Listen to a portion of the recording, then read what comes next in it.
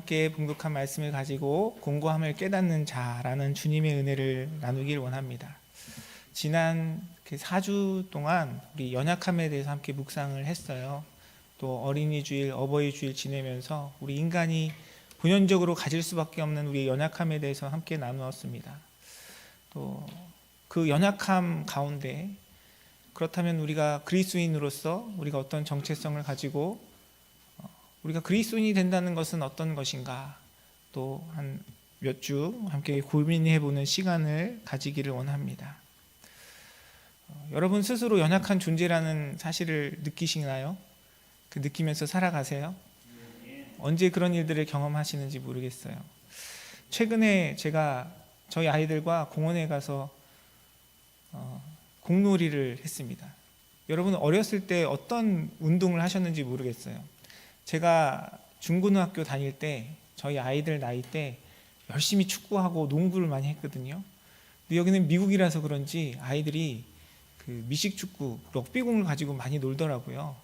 근데 저는 몇 번 던져도 어떻게 던지는지도 잘 익숙하지 않고 그렇게 재밌는지도 모르겠는데 저희 아이들이 그 공을 가지고 놀더라고요. 공원에 함께 아이들과 갔습니다. 아이들이 한참 공을 던지고 놀다가 저에게 이렇게 챌린지를 하는 거예요. 둘이 패스를 해볼 테니까 한번 뺏어 보라는 거예요. 저희 큰아이가 공을 던지고 저희 둘째가 막 달려가면서 그 공을 받았습니다. 저보고 수비를 하라는 겁니다. 저에게 저희 둘째 이제 5학년인 아이가 별로 그렇게 큰 도전자로 느껴지지 않았어요. 그래 해보자. 그리고 아이들이 저에게 이야기하는 겁니다. 아빠가 3번 패스를 할 텐데 한 번이라도 그 공을 뺏으면 그 다음날 게임을 전혀 안 하겠다는 겁니다. 저에게 어떤 의지를 북돋았어요. 그래서 아이들과 같이 시합을 했습니다. 어떻게 됐을까요? 잘 아시네요.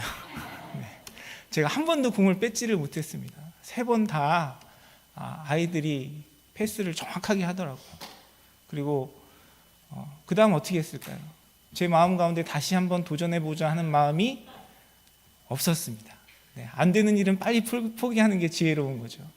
제가 그때 느꼈어요. 이제 더 이상 다른 건 모르겠는데 달리기로는 우리 큰애뿐만 아니라 둘째 아이도 내가 도저히 따라갈 수 없구나. 벌써 제 나이가, 제 신체가 그런 상황이 되었구나 하는 절망감을 느꼈습니다. 그런데 아이들이 자라고 또 우리의 신체가 나이가 드는 것 당연히 느낄 수밖에 없는 것이죠. 그런데 또 어제는 저희 집에 큰아이 친구들이 놀러 왔어요. 이제 중학교 이제 졸업하는 나이 아이들이죠. 미국에서는 특히 우리가 사는 이 캘리포니아 지역에서는 아이들 양육할 때 제일 필요하고 힘든 일이 라이드 하는 거예요. 아이들이 어디 놀러 간다, 누구를 만난다 그러면 항상 운전해서 태워다 줘야 되는 겁니다. 그래서 저희 집에 저희 큰아이 친구 한 명이 와서 놀고 있었습니다. 아이들이 노는데 방해가 될까 봐 저는 제 방에 문을 닫고 있었어요. 그냥 편하게 너희들끼리 놀아라. 그런데 시간이 지나면서 친구 한 명이 왔다고 생각하기에는 너무 밖이 시끄러운 거예요. 그래서 잠깐 나가봤더니 다른 친구 2명이 집에 와 있는 겁니다. 어떻게 왔니? 물어봤더니 자전거를 타고 왔대요. 그래서 웬 자전거? 집이 어딘데 자전거를 타고 우리 집까지 와? 라고 물어봤는데 그 아이들이 전기 자전거, 이바이크라는 것을 타고 왔어요. 물어봤더니 그 자전거 한 대가 4,000불이랍니다. 아이들이 요즘은 라이드 없이도 그런 자전거, 거의 오토바이 같은 자전거를 타고 중학생들이 다니더라고요. 우리 성도님들 중에 혹시 기억하시는 분들이 계실지 모르겠어요. 한 10여 년 전에 저희 교회에서 임마누엘 선교교회에서 연합수련회를 큰 하우스를 빌려서 간 적이 있었습니다. 그 집안에 수영장도 있고 또 테니스 코트도 있었어요. 그런 큰 집을 빌려서 수련회를 간 적이 있었는데 저희 아이들이 함께 다니는 친구들이 그 동네에 삽니다. 그러니까 벌써 중학생부터 쓰는 돈의 씀씀이 또 경제적인 상황과 또 영향력들이 많이 달라요. 아이들이 그렇게 놀길래 저녁 뭐 사줄까? 너희 저녁 뭐 먹을래? 라고 물어봤더니 저희 아이 친구들이 얘기하는 거예요. 저 돈 있어요. 저희들끼리 나가서 사 먹을게요. 이렇게 얘기하는 겁니다. 제가 생각했던 그 중학생의 경제력, 그런 모습과는 너무 다른 거죠. 아이들 친구 2명이 와가지고 이바이크 2대를 딱 세워놨는데 갑자기 생각이 들었어요. 내가 타고 다니는 자동차를 팔면 저 정도 가격이 나올까? 이런 생각이 들었습니다. 목회자로 하나님의 뜻과 주님의 영광을 위해 하늘의 소망을 두고 살아간다고 하지만 정작 삶의 현실 속에서 그런 괴리감들을 느낄 때 저 자신의 무력함을 느낄 때가 종종 있어요. 여러분의 삶은 어떠신지 모르겠습니다. 여러분도 아마 여러분의 인생에서 여러 가지 면에서 그런 무력감, 나의 연약함들을 느끼고 살아가시지 않을까 하는 생각이 들어요. 그런데 우리가 하늘의 소망을 두고 살아가는 그리스도인으로서 이 세상적인 우리의 육체의 연약함이나 우리 어떤 경제적인 그런 부족함 속에서 그러한 것들을 느끼는 건 어쩌면 당연한 일일지 모르겠습니다. 하지만 영적인 부분, 우리의 신앙적인 부분에 있어서도 우리의 그런 연약함과 우리의 그런 공고함을 느낄 때 우리는 더없이 좌절하게 돼요. 내가 하나님의 뜻과 영광을 위해 이 세상의 욕심을 버리고 주님의 뜻 가운데 믿음으로 살아간다라고 고백하고 있는데 어느 순간 우리 자신을 돌아보면 믿음도 없는 연약한 우리의 모습을 발견하게 될 때가 있습니다. 그런 고민은 근데 우리만의 고민이 아니라 저와 여러분의 고민만이 아니라 오늘 본문에 등장하는 오늘 본문을 기록한 정말 믿음이 훌륭하고 아름답다라고 여겨지는 귀한 주님의 일꾼들의 삶 가운데도 동일하게 고백되었음을 우리가 말씀을 통해 확인할 수 있습니다. 우리가 함께 읽은 본문 로마서는 여러분 잘 아시는 것처럼 바울이 로마 교회에 쓴 편지입니다. 우리의 신앙의 본질이 무엇인지 하나님과 믿음 안에서 살아가는 우리의 모습에 대한 고민들을 담은 신앙의 고백이고요. 또 우리 신앙의 중요한 교훈과 가르침, 또 안내자가 되어주는 그런 고백이에요. 하나님 앞에 고백하는 우리의 신앙 속에서 주님 베푸시는 능력과 권능과 신실함과 어떤 풍성한 은혜와 사랑, 축복들 이런 것들만 기록되어 있는 것이 아니라 우리가 느끼는 그런 공고함, 처절한 아픔까지도 함께 고백되어 있다는 것을 우리가 성경을 통해 확인할 수 있습니다. 오늘 본문에 보면 그런 영적인 갈망 속에서 우리의 그런 공고함에 대한 바울의 그 마음이 잘 담겨져 있어요. 우리가 경험하는 이 공고함, 갈등의 본질, 그 원인이 무엇이냐? 바울은 우리 안에 있는 2가지 욕망, 2가지 욕구의 갈등이라고 이야기합니다. 먼저 바울이 이야기하는 우리 안에 있는 선을 행하기 원하는 나, 그 존재는 어떤 존재입니까? 오늘 말씀해 보니까 선을 행하기 원하는 그 나는 우리의 속사람으로 하나님의 법을 즐거워하는 그런 존재라고 이야기합니다. 여러분, 그런 하나님께서 주신 은혜 가운데 여러분 안에 선을 행하기 원하는 그런 마음으로 이 예배 자리에 나오신 줄 믿습니다. 또 우리에게 그런 하나님을 즐거워하고 기뻐하는 마음이 있기에 우리가 주님 앞에 예배하고 또 사랑으로 서로를 섬기고 믿음의 삶을 이뤄가는 것이죠.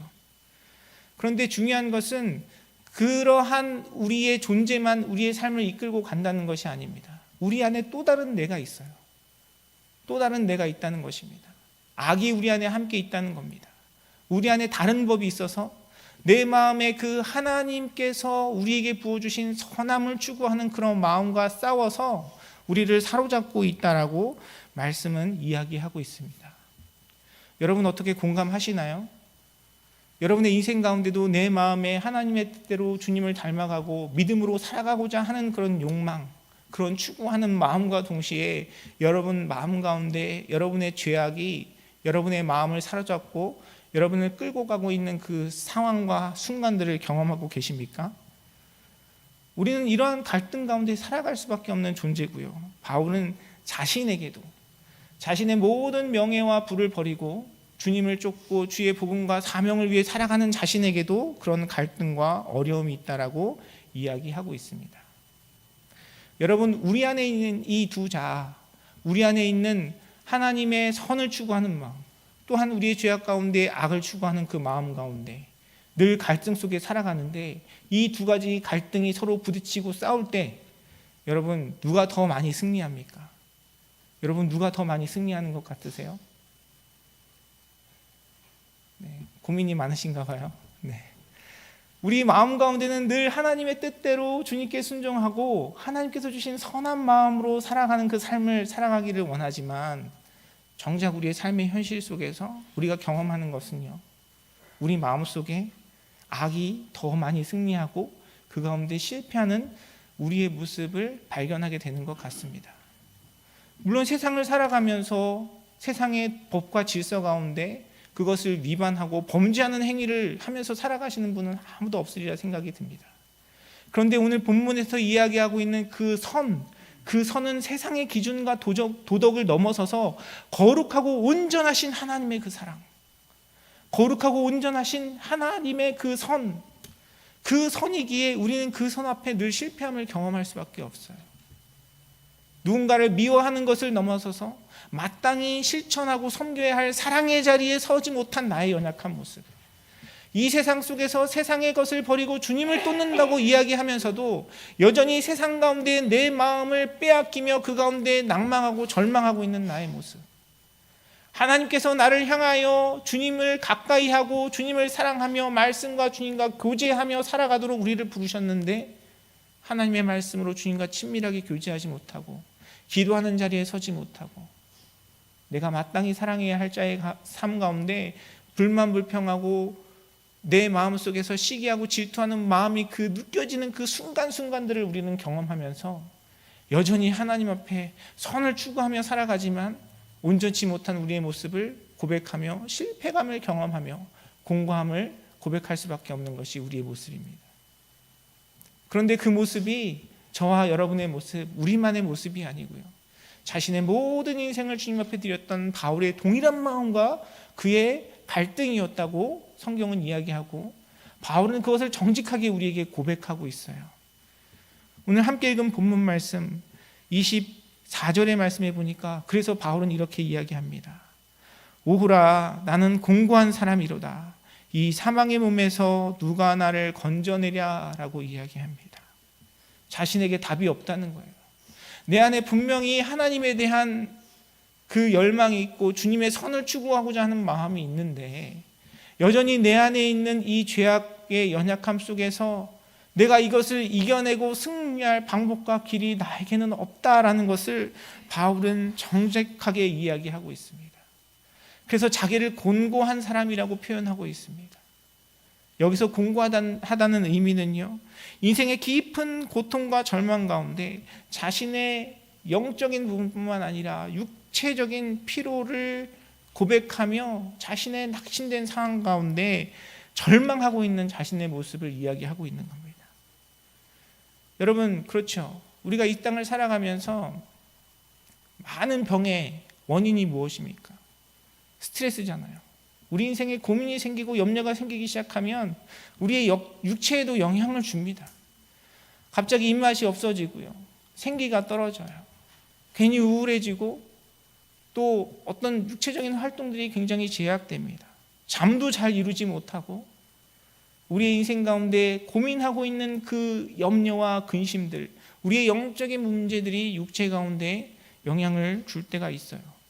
지금 바울이 자신의 상태가 그렇다는 겁니다.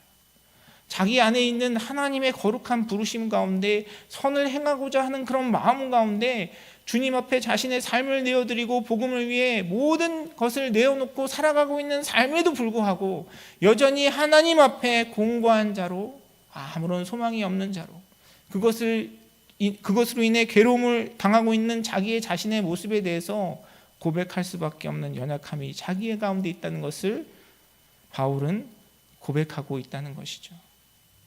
사랑하는 성도 여러분, 여러분 어떠세요? 여러분 인생을 살아가면서 그런 고민 해보신 적 있으신지 모르겠습니다.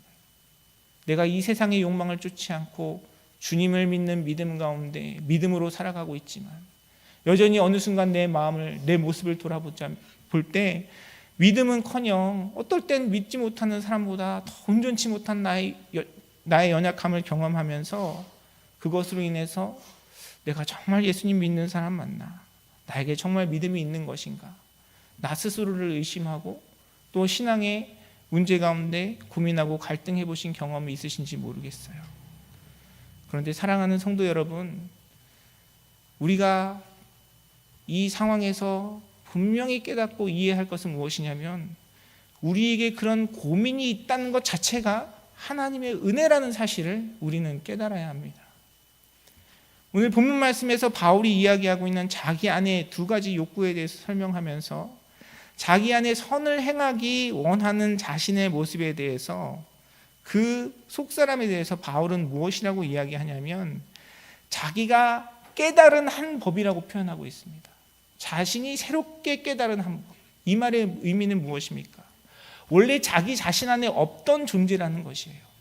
하나님을 추구하고 주님을 닮아가고자 하는 마음이 원래부터 내 안에 있던 것이 아니라 본래는 내 마음 가운데 없었던 것인데 내가 예수 그리스도를 영접하면서 내 안에 그 자아가 그 법이 생기고 그것으로 인해서 자기 안에 갈등이 생겼다는 것이죠. 여러분, 우리 안에 왜 갈등이 있습니까? 왜 우리가 고민하죠? 왜 우리가 믿음 없음을 고민하고 하나님의 거룩하심에 이루지 못한 우리 모습에 대해서 아파하고 안타까워합니까? 만약에 주님께서 주신 그 새 생명이 내 안에 없고 하나님께서 주시는 믿음이 내 안에 들어오지 않으면 우리에겐 갈등이 없어요. 세상의 욕망대로 세상의 정욕대로 살아가면서 여전히 뻔뻔하고 불편하지 않고 그 가운데 자기 자신을 인정하고 즐겁게 자유하게 살아갈 수 있는 것입니다. 그런데 그런 인생 가운데 하나님의 생명의 새법이 우리에게 찾아왔기 때문에 우리가 갈등하기 시작하는 겁니다. 예전에는 다른 사람들에게 상처 주고 나의 이기적인 마음으로 내 만족과 기쁨을 위해 살아가도 아무렇지도 않던 내가 하나님의 그 새법이 내 안에 들어와 그것이 깨달아지니까 이것이 죄악인 것을 깨닫고 이것 가운데 불편함이 생기기 시작하고 그 가운데 고민하기 시작하는 거예요. 사랑하는 성도 여러분, 여러분 안에 바울과 같은 고민이 있고 그 고민 가운데 공고함을 느끼신다면 여러분, 여러분의 마음 가운데 그러한 갈등을 주신 하나님의 은혜에 감사와 찬양을 울리시는 여러분의 삶이 되기를 간절히 소원합니다. 그것은 내가 온전치 못해서 느끼는 우리의 갈등이 아니고요. 갈등하며 살아갈 수밖에 없는 우리의 인생에 대한 우리의 부족함과 연약함, 공고함을 깨닫게 하시는 하나님의 은혜인 것입니다. 여러분, 우리가 이 시대를 살아감에 있어서 많은 부분들이 더 예전보다 오래 사시잖아요. 특히 한국 분들은 비교적 다른 민족들보다 건강한 식생활을 하시기 때문에 평균 수명이 굉장히 높아졌습니다. 그런데 오래 살면 살수록 우리가 가지는 인생의 이 육체의 연약함으로 인해서 생기는 질병들이 또 많이 있을 수밖에 없어요. 그래서 요즘 많은 분들이 암으로 고통을 받으십니다. 왜냐하면 우리 몸의 장기, 우리 몸을 오래 쓰다 보니까 병에 걸릴 수밖에 없는 것이죠. 그래서 많은 분들이 암을 경험하세요. 그런데 이 암에도 여러 가지 많은 종류들이 있어요. 그런데 그 암들 중에서 특히 무섭다라고 여겨지고 또 많은 사람들에게 그렇게 이야기되는 암의 종류가 몇 가지가 있는데 그 중에 하나가 이 췌장암이라고 이야기합니다. 췌장암. 췌장암이 무서운 이유가 뭔지 아세요? 여러 가지 이유가 있겠지만 초기에 증상이 없다는 겁니다. 암이 안에서 자라고 있는데 감각이 없는 거예요. 증상이 없는 거예요. 그래서 이 췌장암은 보통 많은 분들이 경험하시는 것이 이 암이 걸렸다는 사실을 인식하고 몸의 변화가 있기를 깨달았을 때는 이미 더 이상 손쓸 수 없는 상황이 되어버린 겁니다. 내가 머리가 아프고 내가 어디가 몸이 불편하고 소화가 안 되고 살이 빠지고 그런 증상이 있으면요, 우리가 그 증상 때문에 우리 몸을 체크업하고 건강을 돌아보게 되잖아요. 통증이라는 것, 우리 몸에 어떤 불균형이 일어나고 갈등이 일어난다는 것은 우리를 죽이기 위한 것이 아니라 우리에게 다시금 소생하고 회복할 수 있는 기회를 가질 수 있는 축복인 것이죠. 그것이 바로 우리 영적인 삶 속에 하나님께서 우리 안에 주신 새 법, 우리 안에 주신 그 새 생명, 하나님을 향한 선을 이루며 살아가고자 하는 우리의 그 마음 가운데 주신 하나님의 축복인 것입니다. 그렇기 때문에 여러분, 지금 주님 앞에 거룩하지 못하고 온전치 못한 나의 모습으로 인해서, 나의 언행으로 인해서, 나의 순종하지 못함으로 인해서 갈등하고 계신다면 여러분, 그것이 여러분에게 베푸신 하나님의 축복으로 여기시는 사랑하는 성도님들의 삶이 되시기를 간절히 축원합니다. 이제 여기서부터가 중요해요. 이제 여기서부터가 중요합니다. 여러분, 우리가 그 실패함 속에서 나의 공고함을 느낄 때, 그것을 내가 책임지고 내가 감당하려고 힘쓰고 애쓰고 내가 답을 찾으려고 하면은 우리가 바울이 고백하고 있는 이 24절의 고백에서 끝날 수밖에 없어요. 우리의 인생이 공고해요. 누가 우리를 이 사망의 몸에서 건져내겠습니까? 우리는 늘 그 죄책감 속에서, 패배감 속에서, 절망감 속에서 낙심하며 살아갈 수밖에 없는 존재예요. 그런데 그런 우리의 모습 가운데 누가 찾아오셨습니까? 예수님이 찾아오셨어요. 예수님께서 내가 해결할 수 없는 그 공고함 가운데, 우리의 실패감 가운데 십자가 지심으로, 그 피 흘리심으로 우리의 모든 죄를 정결케 하시고 우리의 의가 되어주시고 우리에게 구원이 되어주시고 우리에게 생명이 되어주셨습니다. 사랑하는 성도 여러분, 주님의 이 말씀을 여러분의 심령 가운데 믿음으로 고백하는 복된 자리에 서시기를 주님의 이름으로 축원합니다. 우리는 늘 듣잖아요. 우리는 늘 고백합니다. 우리는 늘 찬양해요.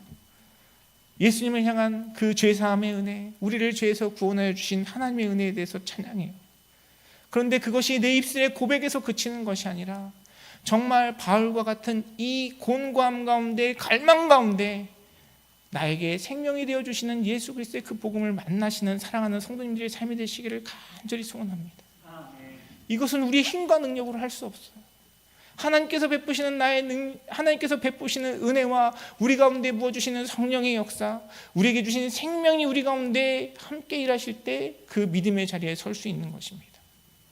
그리고 그것을 경험하지 못하면 우리는 참된 그리스도인이라고 이야기할 수 없어요.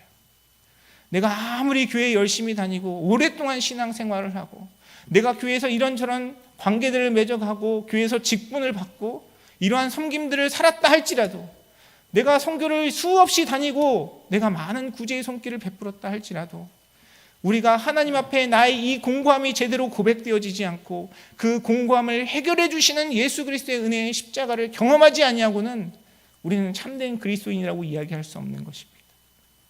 그리고 우리가 이 공고함 속에서 그 예수님을 만날 때 정말 우리 마음과 심령 가운데 우리에게 주님이 주시는 자유가 무엇인지, 은혜가 무엇인지 온전히 깨달을 수 있는 거예요. 참 감사하게도 요즘 하나님께서 저희 가정에 큰 은혜를 베풀어 주세요. 큰 은혜를 베풀어 주시는데 그 은혜의 내용이 무엇이냐? 우리 아이들이 믿음으로 주님을 알아가기 시작한다는 겁니다. 요즘 저희 큰아이에게 많은 고민들이 생겼어요. 얘가 갑자기 하지 않던 일들을 행하기 시작했습니다. 저는 목회자로 또 아이들을 양육하면서 아이들에게 신앙생활이 짐이 되지 않고 자유함과 기쁨이 되었으면 좋겠다라는 그런 소망이 있어요. 그래서 목사이기 때문에 더 아이들에게 성경을 읽어라, 기도를 해라, 뭘 해라 이야기하지 않습니다. 물론 이것은 철저히 저의 입장입니다. 저희 아이들은 다르게 느낄 수 있겠죠. 되도록이면 하나님 앞에 믿음으로 주님과 교제하는 것이 의무나 숙제가 되지 않기를 원해요. 자원하는 마음으로 아이들이 하나님을 알아갔으면 하는 간절한 소망이 있습니다. 그러면서도 이제 항상 이야기하죠. 주일 예배 빠지는 건 절대 안 되고 여름 겨울 수련회는 반드시 참여해야 되고 타협이 없는 부분들도 분명히 있습니다. 그런데 아이들에게 되도록이면 그것을 강요하지 않으려고 애쓰고 있어요. 그래서 집에서도 야, 너희 매일 성경 읽어야 돼, 매일 기도해야 돼, 이런 이야기를 잘 하지 않습니다. 하지만 하나님께서 저와 또 아내에게, 우리 가정에게 베풀어 주신 하나님의 은혜를 고백하고 간증을 하죠. 그런데 요즘 어느덧 저희 큰아이가 스스로 성경을 펴고 성경을 읽기 시작했어요. 자기 전에 하나님의 말씀을 읽기 시작했습니다. 그리고 자신의 삶 가운데 하나님의 뜻이 무엇인지, 하나님 뜻대로 살아가야 하는 모습이 어떤 것인지 고민하기 시작하더라고요. 제가 좀 낯설었어요. 얘가 어디가 아픈가? 얘가 무슨 일이 있나? 걱정이 있나? 그런 생각이 들었어요. 다행히 아이가 어떤 문제가 있고 고민이 있어서가 아니라 정말 하나님께서 저의 아이를 만나주신다라는 그런 생각이 들었습니다. 며칠 전에는 진지하게 저에게 찾아왔어요. 저에게 찾아와서 자신의 고민을 내어놓는 거예요. 자기가 하나님 말씀 가운데 주님이 원하시는, 기뻐하시는 뜻을 살아가기 위해서 더 공부도 열심히 하고 게임도 줄이고 운동도 열심히 하려고 하는데 잘 되지 않는다는 겁니다. 분명히 하나님 나를 사랑하시는 것은 알겠는데 내가 하나님을 정말 사랑하시는지 자기는 잘 모르겠다는 거예요. 하나님의 뜻 가운데 주님께 순종하려고 살아가고 하는데 그것이 자기의 삶 가운데 잘 이루어지지 않는다는 겁니다.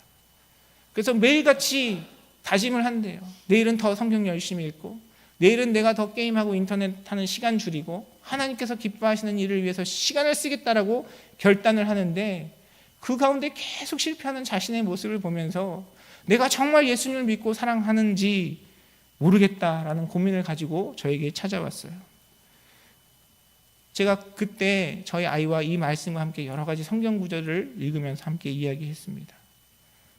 너만 그런 게 아니라 아빠도 나도 늘 하나님 앞에 실패하며 넘어지면서 나의 부족함을 깨닫고 살아가. 하지만 우리가 살아가는 것은 하나님의 은혜와 능력이지 나의 결단과 노력이 아니라는 사실을 아이들에게 이야기했습니다. 바로 그 내용의 말씀이 25절의 말씀이죠. 25절의 말씀은 우리에게 이렇게 이야기합니다. 우리 주 예수 그리스도로 말미암아 하나님께 감사하리로다. 그런즉 내 자신이 마음으로는 하나님의 법을, 육신으로는 죄의 법을 섬기노라 라고 말씀은 이야기하고 있습니다. 우리가 함께 예배할 수 있는 것, 믿음 안에 살아갈 수 있는 것, 하나님 안에 소망을 품고 하나님 나라의 그 소망을 품고 살아갈 수 있는 이유가 무엇입니까? 우리가 잘해서가 아니고요, 오직 예수 그리스도로 말미암아 우리에게 베풀어 주신 주님의 은혜인 줄 믿습니다. 그리고 내가 이 공고함 속에서 이 죄악의 무거움, 죄악의 심각함, 죄악의 이 짐을 경험하지 않고서는 나에게 베푸신 하나님의 은혜와 사랑이 무엇인지 결코 깨달을 수 없어요. 제가 저희 아들과 이야기하면서 그렇게 얘기했어요. 이제 죄가 뭔지 알겠지. 이제 죄가 뭔지 알겠지. 아이에게 그렇게 이야기했습니다. 교회 학교 안에서 자라면서 끊임없이 죄에 대해서 듣고 모든 사람이 죄에 대한 이야기를 들었잖아요. 그렇게 아이에게 어떻게 보면 세뇌하듯이 배우고 교육한 내용이 우리가 죄인됨에 대한 고백입니다. 그런데 아이의 마음 가운데, 심령 가운데 하나님께서 주신 새 생명, 새 법이 들어가기 시작하니까 그렇게 엄마 아빠가 잔소리하면서 책 좀 봐라, 게임 좀 그만해라 할 때는 전혀 거리낌 없이 뻔뻔하게 그 일을 행하다가 주님의 법이 그 마음과 심령 가운데 들어오기 시작하니까 모든 것을 통해서 죄책감이 느껴지기 시작하는 거예요. 전에는 느껴지지 않던 죄의 모습들이 자기의 마음 가운데 불편함으로 다가오기 시작하고 그 불편함 속에서 하나님을 알아가기 시작하는 겁니다. 여러분, 저희 아들이 정말 죄가 무엇인지 깨달았을까요? 어떤 부분에서는 그럴 수 있었겠죠. 아이를 위해서 속으로 기도하면서 그렇게 고백했습니다. 저희 아들이 자라가면서 더 그 죄악 가운데 하나님의 거룩하심과 은혜를 깨닫고 정말 주님의 사랑과 자비하심과 용납하심이 무엇인지 깨닫게 해달라고 기도하게 되었어요. 사실 우리의 인생이 그렇습니다. 저의 고백이 그래요. 여러분에게 죄에 대해 말씀드리고 또 우리의 구원에 하나님의 은혜에 대해서 말씀드리지만 시간이 지나면서 하루하루 하나님과 교제하면서 내 안에 그동안 고백되지 않았던 저의 수많은 죄악들을 새롭게 고백하며 살아가는 것이 저의 모습입니다. 그것은 저만의 모습이 아니라 자신의 모든 인생을 주님 앞에 드렸던 바울의 고백이기도 하죠.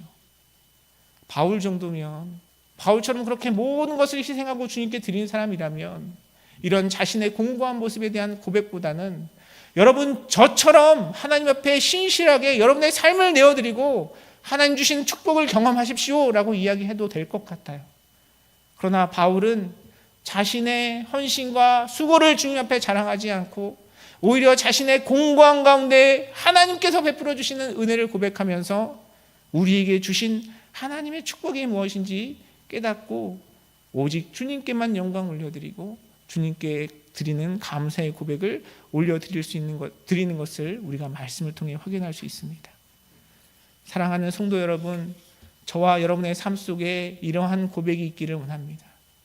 하나님의 거룩하심 앞에, 주님의 온전하심 앞에 나의 곤고함, 나의 죄의 무게, 나의 죄로 인한 우리의 처절한 실패를 정직하게 고백하고 우리의 구원이 되어주시고 우리의 생명이 되어주신 예수 그리스도를 향한 진정한 믿음의 고백, 감사의 고백이 주님 앞에 올려드려지는 복된 삶을 이뤄가시는 사랑하는 성도님들의 삶이 되시기를 주님의 이름으로 축원합니다. 여러분, 지금까지 신앙생활 하시면서 한 번도 바울이 고백한 이 공고함 경험하신 적이 없다면 여러분, 성경을 펴고 하나님의 말씀 앞에 서시는 여러분의 삶이 되기를 간절히 소원합니다. 우리 중에 병자가 아닌 사람은 아무도 없어요. 우리 중에 죄가 없는 사람은 아무도 없습니다. 성경이 우리에게 이야기하고 있는 것처럼 죄의 삭은 사망이에요. 하나님과의 관계의 단절이고 영원한 하나님의 심판과 저주 앞에 놓이게 되는 끔찍한 일입니다. 내가 그 연약한 자리에 있다는 것, 그 실패의 자리에 있다는 것, 그거 깨닫지 아니하고는 나의 구원자 되신 예수 그리스도에 대한 사랑과 은혜가 무엇인지 우리는 결코 알 수 없어요. 여러분의 삶 가운데 지금까지 신앙생활하면서 한 번도 그 고백이 없으셨다면 주님과의 말씀의 교제를 통해서 이 바울의 곤고함의 고백이 여러분의 삶에 있으시기를 주님의 이름으로 축원합니다. 여러분, 지금 이 바울의 곤고함으로 주님 앞에 부끄럽고 연약한 나 자신 때문에 괴로워하고 힘들어하십니까? 사랑하는 성도 여러분, 그것을 내가 책임지려 하지 아니하고 우리의 그 연약함을, 우리의 그 곤고함을 보혈의 은혜로 덮으신 예수 그리스도를 바라보시는 사랑하는 성도님들의 삶이 되시기를 주님의 이름으로 축원합니다. 우리는 나를 바라보고 사람을 바라보고 우리의 결단과 노력과 헌신과 우리의 모습으로 무엇인가를 기대하기에는 우리는 온전치 못한 사람이에요. 그러나 하나님께서 하나님의 그 놀라운 구원의 계획 가운데 예수 그리스도의 십자가와 부활의 사역 가운데 우리를 끌어다가 하나님의 자녀로 삼아주셨으니 우리에게 있는 소망은 무엇입니까? 나에 대한 기대와 소망이 아니고요, 우리 인생 가운데 계획하시고 역사하시는 하나님에 대한 기대와 소망인 것이에요. 나의 연약함 속에서 낙심하지 아니하시고 여러분의 인생 가운데 우리 사랑하는 지체들의 삶 가운데 역사하시고 일하시는 주님을 바라보며 하나님의 그 은혜를 바라보며 소망하고 기대하시고 주님께 감사와 영광을 올려드리는 복된 자리에 서시는 사랑하는 성도님들의 삶이 되시기를 주님의 이름으로 축원합니다.